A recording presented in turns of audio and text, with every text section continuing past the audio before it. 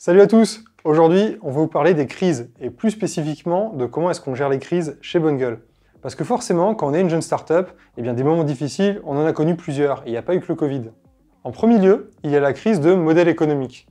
Par exemple, chez Bonne Gueule, en 2011, eh bien, on avait commencé à avoir du succès en vendant des e-books. Et oui, il y avait déjà une audience, et puis les gens nous ont demandé d'écrire des livres numériques, et ça a fonctionné. Malheureusement, on savait que ça n'allait pas durer éternellement parce que déjà en 2011, il y avait beaucoup de piratage. Et puis on voyait aussi de plus en plus de contenu gratuit arriver sur Internet, également de bonne qualité. Et bien c'est là qu'on a dû trouver un autre modèle économique parce qu'on se disait qu'on n'allait pas vendre éternellement des e-books et que c'était pas pérenne comme solution. Alors on a réfléchi, on a testé différentes choses. Par exemple, on a trouvé une marque qui était d'accord pour nous aider à faire un voyage aux États-Unis à la rencontre du designer de cette marque, c'est la marque Dockers, à la rencontre aussi des archives de Levi's, parce que ça appartient au groupe Levi's. Et on a aussi testé un autre truc, c'était de faire des collaborations de vêtements avec des marques, parce que voilà, forcément, nous, notre kiff, c'était d'avoir nos propres vêtements.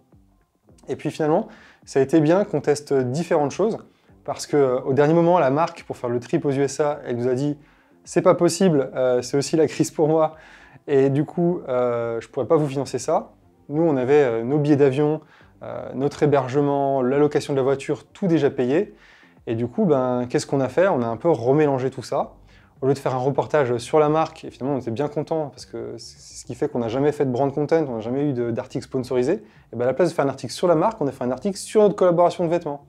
Et c'est comme ça qu'on a fait tout cet article sur le jean, et ça a été un grand succès. On a même découvert finalement que bien vous expliquer une pièce, ça vous mettait en confiance pour vous la procurer. Et à la même époque, on a même racheté un site américain qui s'appelle Kinoware, qui au début faisait la même chose que nous. Il donnait des conseils en mode masculine, mais en anglais. Et puis finalement, ça non plus, ça n'a pas marché. Parce qu'on s'est rendu compte que pour bien gérer une audience, il fallait avoir des rédacteurs en anglais qui connaissaient parfaitement les marques disponibles dans le monde anglo-saxon. Et c'est ce qui fait que la maillot, elle n'a pas pris. La morale qu'on en tire, c'est qu'il ne faut pas hésiter à tester différentes choses, ne surtout pas mettre tous ses œufs dans le même panier, et puis être extrêmement agile. Il y a un peu un dicton que j'aime bien, c'est quand la vie vous donne des citrons, faites-en de la limonade. C'est un peu ce qui s'est passé. Il y a des choses qui n'ont pas marché, mais on a récupéré ces ingrédients, on en a fait autre chose. C'est comme ça qu'on est devenu une marque de vêtements à part entière. Et pour la petite histoire, on a dû revendre le site américain pour faire face à une autre crise dont je parlerai plus tard. Cette crise de modèle économique, finalement, c'est pas la crise la plus compliquée à gérer, parce que c'est une crise qu'on peut prévoir. Il y a du temps pour bouger, on est sur des temps longs. Mais il y a aussi un autre type de crise, c'est la crise sortie de nulle part, et celle-ci, elle est beaucoup plus compliquée. Rappel des faits. C'était un jeudi après-midi comme un autre, en octobre 2012.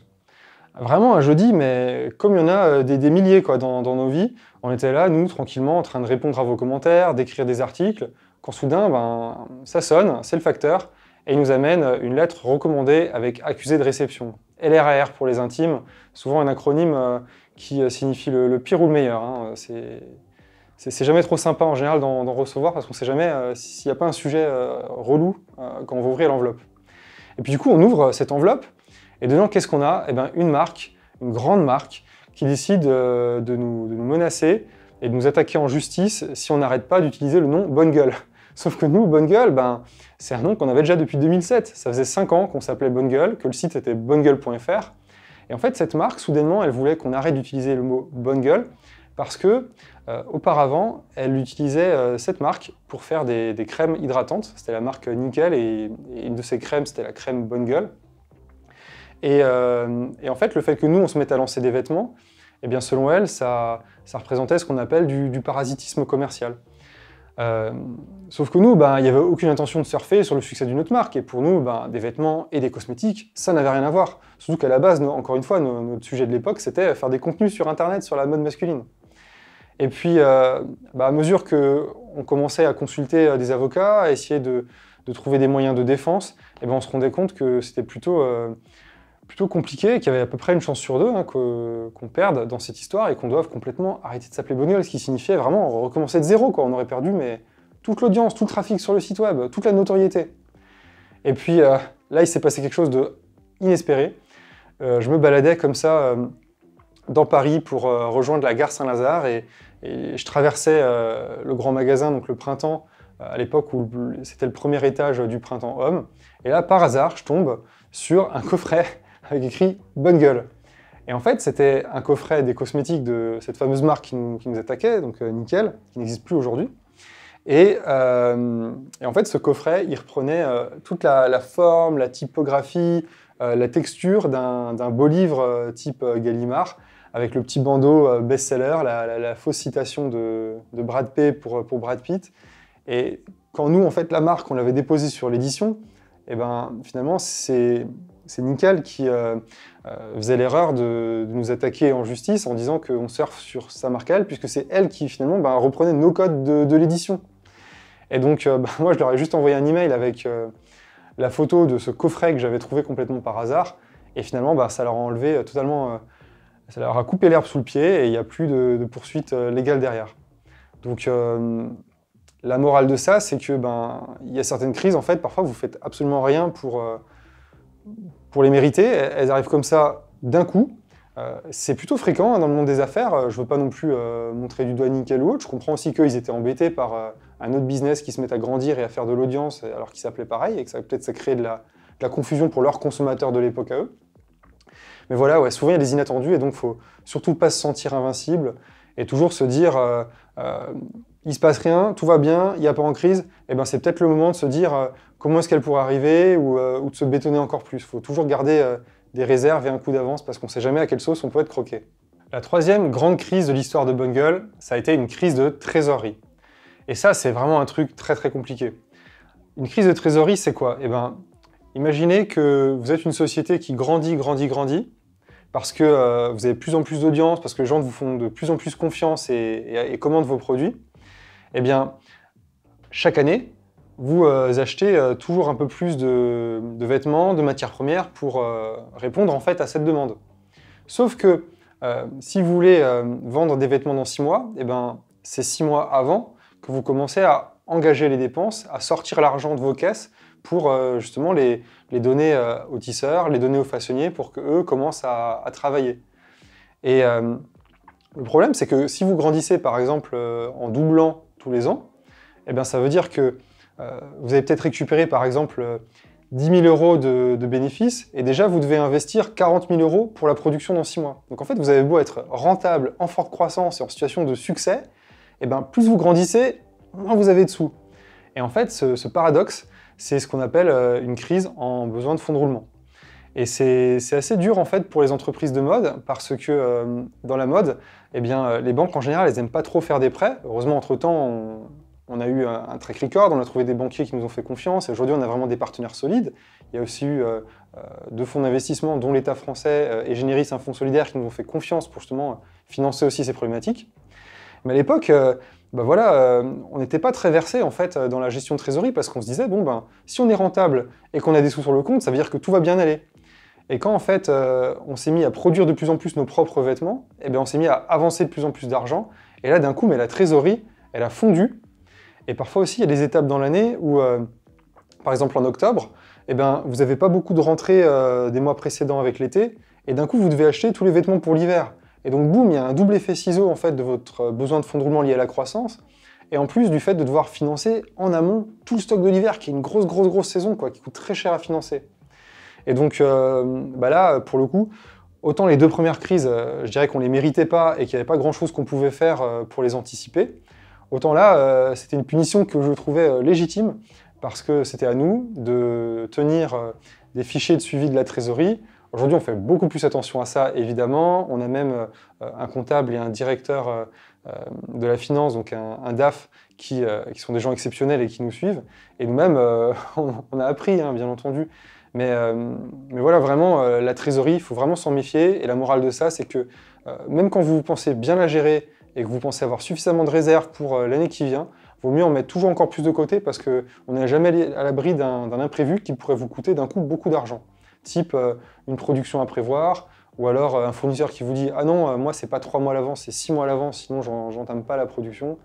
Donc voilà, la trésorerie, c'est vraiment le gros sujet des entreprises, c'est l'éléphant dans la salle, et trop souvent, c'est un éléphant qu'on choisit d'ignorer en se disant « Il y a des sous sur le compte, tout va bien ». La 4e crise qu'on a vécue chez Bungle, c'est une crise vraiment très particulière, et on en a déjà parfois parler, et parce que c'est pas un tabou, et en même temps, ce serait difficile de faire une vidéo sur les crises sans parler de ça, parce que c'est peut-être la chose enfin, c'est pas peut-être, c'est la chose la plus grave qui peut vous arriver dans votre vie d'entrepreneur, c'est le décès d'une personne de l'équipe. Et nous, à l'époque, c'était en octobre 2015, on avait recruté cette personne qui s'appelait Louis. Et c'était notre directeur marketing. Et c'était un mec super fort, super vif, avec qui on s'est entendu, mais super rapidement.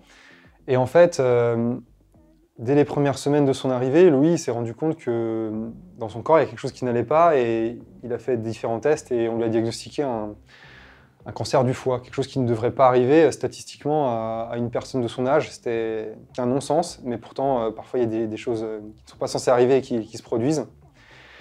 Et c'est un collaborateur voilà, qui a disparu, et puis c'était au-delà d'un collaborateur, parce que quand on est une petite entreprise, les gens qu'on côtoie, on a quand même assez rapidement des sentiments amicaux pour eux.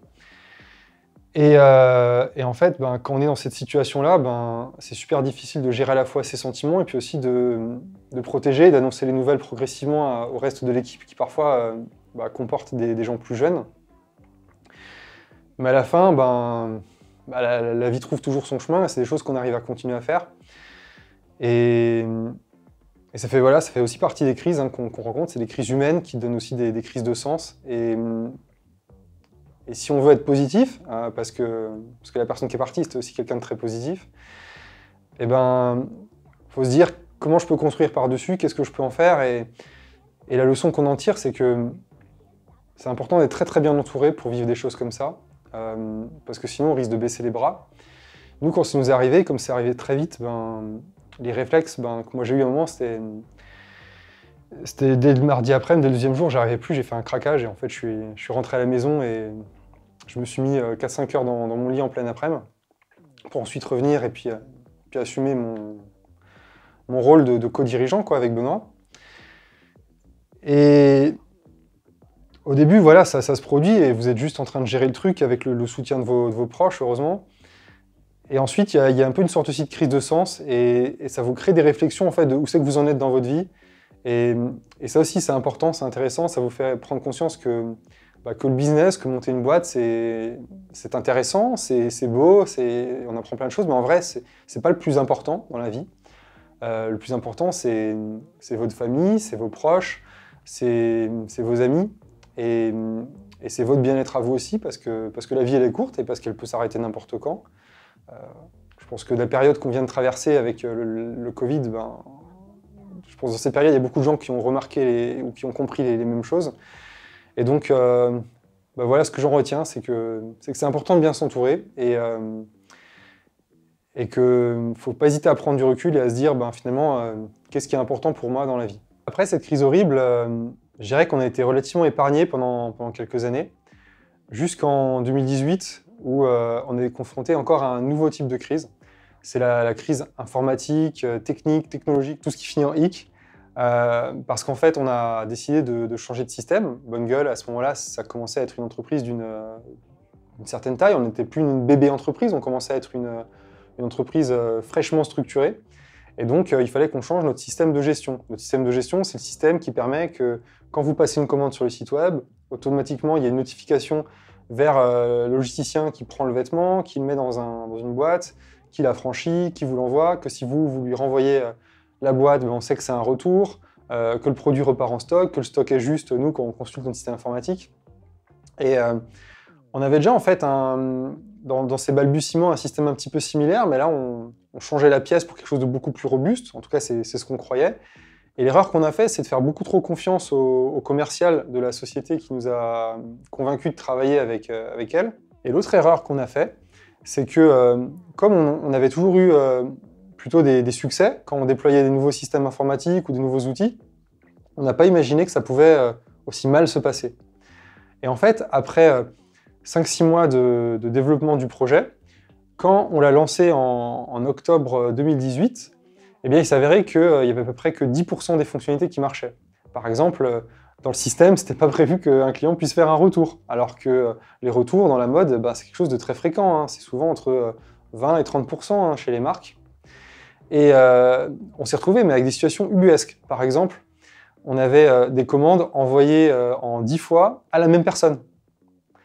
Ou bien on avait des personnes qui recevaient des emails « ta commande a été livrée », alors que le produit qu'elle avait commandé, il n'était même pas en stock. Et là, ça a été l'enfer parce que les personnes du service client, Clémence et Camille, qui la rejoint plus tard, mais surtout Clémence à l'époque, elle s'est retrouvée à bosser jusqu'à parfois minuit, parfois même des journées du week-end. Au niveau de la finance, ça crée des vrais problèmes. On a aussi peur pour la survie de la boîte, parce que si ça s'arrêtait, on ne pouvait plus encaisser. Et ne pas encaisser en plein mois d'octobre, parce que comme je l'ai dit, c'est là qu'il y a souvent la contraction de la trésorerie avec les achats pour l'hiver. C'est le pire moment. On avait aussi peur pour la réputation de la société, parce que voilà, on est une société qui est jeune, qui est technologique, qui se doit d'être dynamique. Se planter sur un système de gestion et pas arriver à envoyer un produit à la bonne personne en le faisant bouger d'un point A à un point B, en vrai, les raisons, elles s'expliquent, mais vu de l'extérieur, c'est pas quelque chose qui est concevable. Et donc, ça a été vraiment un enfer. Et donc, ce qu'on a fait, c'est qu'on a un peu mis des tasseaux, et puis on a injecté du lubrifiant dans le système et un peu de ciment et de colle, et en espérant que le truc il tienne à peu près pendant 10 mois, le temps qu'on recode totalement un nouveau système avec des nouvelles personnes, beaucoup plus sérieuses. Et finalement, on a réussi et on s'en est sorti.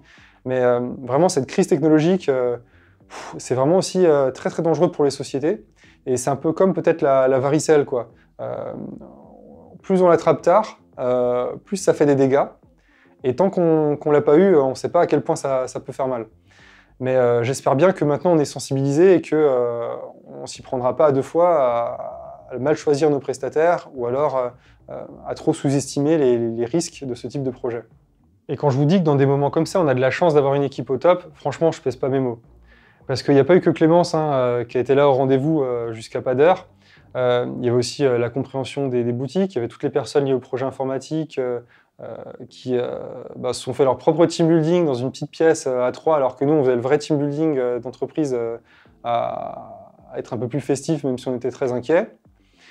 Et en fait, ce problème, il a eu des répercussions, mais tellement longues, qu'il y a même un moment, pendant 2 jours, toute la société a fait de la comptabilité.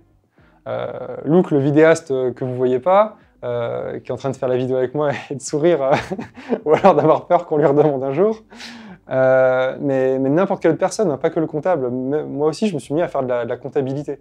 Et franchement, quand vous êtes un dirigeant, vous recrutez des gens d'un super niveau technique sur la vidéo, sur le service client, sur le e-commerce, sur la direction artistique, etc., franchement, leur demander de faire un job qui n'est vraiment pas le leur, franchement, c'est vraiment la honte, quoi.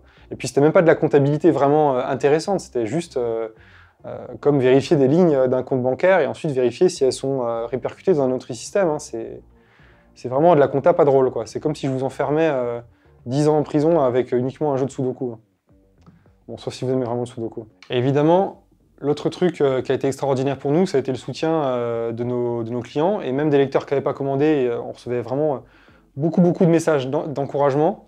Et nous qui avions tellement peur de faillir à notre promesse et de passer pour des peintres dans une situation comme ça, franchement, ça nous a donné une telle énergie et ça nous a quand même évacué beaucoup de stress. Donc, je l'ai déjà beaucoup dit, je crois qu'on avait même envoyé un mail juste pour le dire, mais encore une fois, un merci avec un très grand M.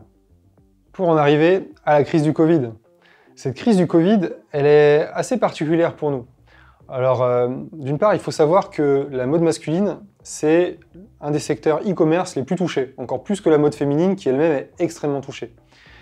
Pour autant, ça n'a pas été la crise la plus difficile à gérer pour nous. Bien sûr, c'est une crise qui est difficile, c'est une crise en soi, hein. Donc il a quand même fallu bien se renseigner sur tout le sanitaire, mettre toutes les boutiques à l'abri, se renseigner sur les dispositifs légaux de chômage partiel, de congé maladie, adapter un certain nombre de choses. Nous, en plus, on terminait justement le financement de la société avec l'arrivée du Fonds solidaire et de l'État français avec BPI-France à ce moment-là. Donc, il y avait quand même pas mal de choses qui s'entrechoquaient. Donc, c'est vrai qu'il y avait une grosse surcharge de travail. Mais il n'y avait pas cette espèce de stress malsain où on se disait que l'entreprise était en danger. parce que le financement il était là et que de toute façon, même si on n'avait pas eu le financement, on aurait pu avoir les prêts garantis par l'État, on aurait trouvé des solutions. Là où cette crise était vraiment particulière, c'est que toutes les crises précédentes, c'était des crises qui finalement ne concernaient que Bonne Gueule. Et là, c'est une crise que Bonne Gueule a vécue au même titre que n'importe quelle autre personne en France et dans le monde. Et dans cette période, on s'est aussi dit qu'il y a des gens qui souffraient beaucoup plus que nous. Et c'est pour ça qu'on s'est posé des questions aussi sur le rôle qu'on pouvait jouer là-dedans. Et comme on avait pas mal de soignants qui nous disaient, et d'autres personnes qui disaient bah, « moi, Bonne Gueule, dans tout le travail que j'ai en ce moment, c'est parfois ma petite bouffée d'oxygène », eh bien on a décidé de garder le média live. Et quand bien même les revenus de la société étaient divisés par 5 ou 6, hein, les premières semaines de confinement, on a quand même choisi de ne pas mettre tout le monde en chômage partiel pour maintenir en fait un flux d'informations, garder un contenu avec vous. On sait que ce n'est pas de l'information stratégique, c'est de la mode masculine, mais c'est quand même de l'information utile parce que finalement, elle apporte un peu de sourire aux gens, un peu de bouffée d'oxygène et d'après ce que les gens nous disaient, ça avait le résultat qu'on cherchait là-dessus. Et puis, on a aussi choisi de collecter des fonds pour la lutte contre le virus. Et finalement, on a reversé 10% de notre chiffre d'affaires sur une belle période à la lutte. Et in fine, c'est 18 000 € qu'on a reversé à la fois aux hôpitaux de Paris, à la Fondation de France et à l'Institut Pasteur pour la recherche de vaccins. Et donc ça, c'était notre manière de gérer la crise. Et maintenant, on est plutôt dans l'après-crise et on est plutôt dans des sujets où on se dit comment est-ce qu'on repositionne Bonne Gueule pour bénéficier en fait de cet effet de reprise. Et ce qu'on remarque, c'est que quand je lis toutes les études faites par des cabinets de conseil pour les marques classiques, en leur disant faut faire ci, faut faire ça, c'est ça la recette du succès, faut faire du direct to consumer, faut arrêter le wholesale, faut limiter l'étranger, faut reconquérir les clientèles locales, etc. En fait, c'est drôle, on se rend compte que nous, on cochait déjà toutes les cases. Et je pense que pour nous, la crise, ça va plutôt être un accélérateur, plutôt sur le long terme, plutôt qu'un boulet en fait, qu'on va traîner. Parce que Bonne Gueule était finalement déjà post-crise compatible. On n'a pas attendu la crise pour faire des vêtements avec une responsabilité sociale et environnementale, pour utiliser le plus possible des matières locales, pour avoir une démarche de transparence et de proximité avec le client, pour faire bosser des gens en France et créer des emplois locaux, et voilà, pour simplement aussi être une entreprise moderne qui distribue en direct avec ses consommateurs. Donc bien sûr, il y a des ajustements. Une boutique, elle ne peut pas ouvrir comme ça, comme une fleur, le 11 mai, sans qu'il y ait 2-3 ajustements sur notamment le respect des normes sanitaires. Mais pour autant, on pense que les plus belles choses encore nous attendent et que le futur est devant. Et c'est aussi pour ça que du coup, que c'était vraiment important pour nous de contribuer et de faire quelque chose. Donc voilà comment on a géré la crise du Covid. Après, je fanfaronne pas, hein, ça restait très dur, hein, on a quand même bien tiré la langue. Mais paradoxalement, ça a beau être une crise planétaire avec des impacts sans nom, notamment humains. Nous, on a été quand même relativement épargnés, on a eu pour le coup cette petite chance. Alors qu'est-ce qu'on peut retenir de toutes ces crises? Quelles sont les règles qui permettent de mieux les gérer? Moi, je dirais qu'il y a 3 grandes choses. La première, c'est l'anticipation. Finalement, toutes les graines qu'on va planter sans avoir forcément à le faire, c'est ça qui va nous rendre solides au moment où il y aura une crise. Le fait de bien traiter les clients, le fait de faire des team building et d'accorder du sens et une vraie place aux collaborateurs, le fait de respecter son client et de communiquer avec lui, le fait d'avoir aussi des démarches gratuites, comme le fait d'entretenir ce média qui est gratuit depuis bientôt 13 ans. On va bientôt fêter notre anniversaire. Et au moment où la crise se produit, finalement, c'est uniquement un révélateur de ce qu'on fait bien ou pas. C'est une sorte d'épreuve de vérité, quoi. Il y a des gros arbres un peu creux qui avaient l'air solides, mais qui étaient creux, quoi, qui vont tomber. Et puis il y a d'autres entreprises plus agiles qui étaient vraiment encore pleines de vie parce qu'elles ont justement cultivé toutes ces belles choses, et elles vont résister. Donc anticiper pour qu'à l'épreuve du révélateur, ça se passe bien. La deuxième chose importante, c'est de rester agile. Au moment où la crise elle survient, c'est complètement illusoire de penser qu'on peut faire les mêmes choses que d'habitude et que ça se passera bien. Parce qu'une crise, c'est désorganisant. Dans une crise, il y a certaines ressources que vous avez en moins. Par exemple, nous, dans notre cas, on n'avait pas l'équipe autant disponible. Parfois, il fallait réassigner du travail. Parfois, il fallait simplifier les objectifs. Parfois, il fallait juste se dire, bon, on n'essaie pas de faire les choses parfaitement. on essaie juste de les faire le mieux qu'on peut. Et si on n'est pas agile, en fait, on ne s'en sort pas, on se prend les pieds dans le tapis. Et c'est aussi important d'être agile parce que même quand on est une entreprise finalement qui a des bons fondamentaux pour le monde de l'après-crise, il y a quand même des pratiques à changer. Et la crise, à ce moment-là, elle agit comme un accélérateur de ces pratiques. Et nous, finalement, il y a pas mal de petites choses qu'on a accélérées beaucoup plus vite. Par exemple, ça faisait un moment qu'on cherchait à faire un petit peu plus de caritatif. Et l'opération Tous Unis contre le virus, où on a reversé 18 000 €, ça a été l'occasion parfaite de le faire. C'est arrivé plus tôt. Et il y a plein de petites choses comme ça qui ont été accélérées. Donc, dans la crise, on est contraint de le faire, mais à un moment, ça a aussi un avantage. Troisième point important, c'est de ne pas négliger l'humain. Parce que quand il y a une crise, c'est assez facile dans le stress de se dire ah oui, alors les sujets humains, les valeurs, d'accord, on les met temporairement de côté parce qu'on a plus important à régler avec la trésorerie et les rentrées de chiffre d'affaires. Mais en vrai, c'est pas le bon calcul. Parce que du financement, on en trouvera toujours. Il y aura toujours un moment le chiffre d'affaires qui reviendra.